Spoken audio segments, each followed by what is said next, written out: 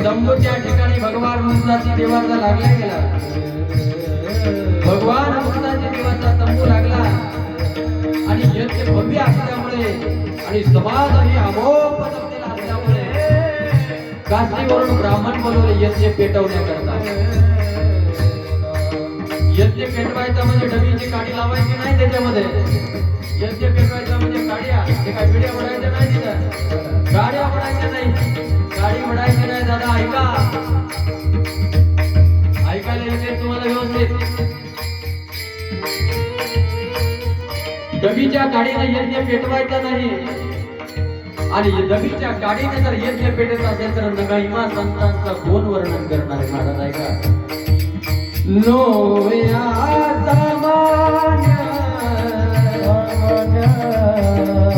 सामान्य महिमा या संत लोकांचा नाही. ते पुनीत झाले, ते पवित्र झाले, ते काही सहजासहजी झाले नाही महाराज.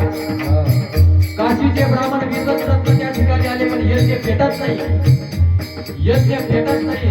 तुकडोजी महाराजांना चिंता वाटायला लागली, सगळा समाज बघायला लागला. यज्ञ जर प्रज्वलित होत होते तर काय करावं. अनेक काशीचे विद्वत ब्राह्मण बघत राहिले.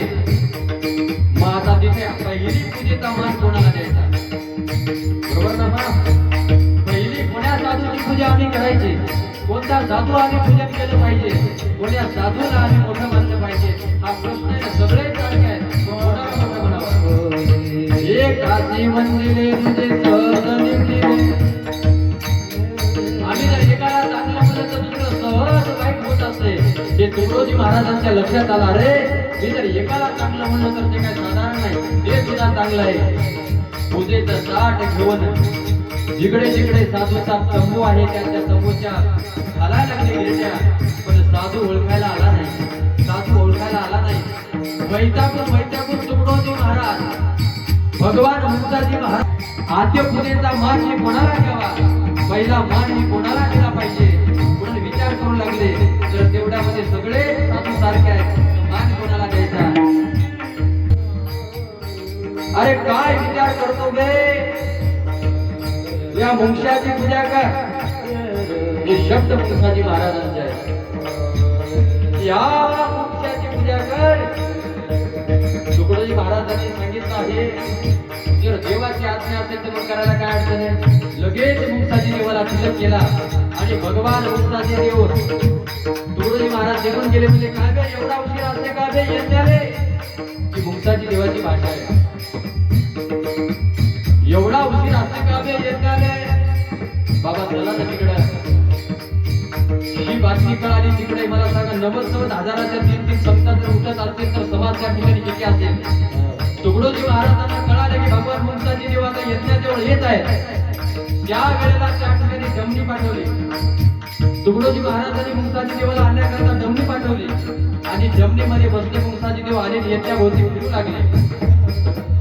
यज्ञाभोवती फिरत असताना फिरले आणि म्हणले काय बे आतापर्यंत यज्ञ प्रज्वलित झाला नाही. आता मी इथं माऊली बोलू शकत नाही ते शब्द आता, कारण तो महिमा संताचा आहे. ती पवित्र वाणी त्या साधूची आहे, पवित्र आत्मा त्या संताचा आहे. म्हणून या वाणीने मी ते शब्द बोलू शकत नाही.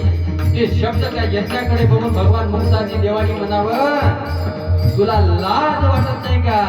किती वेळच वाट बघायला लागलो आम्ही, तुला वाटत नाही का लाज. शिवी दिली महाराज. मुंशाजी देवानं शिवी दिली, रूपांतर ओवी झाली. ऐका. नो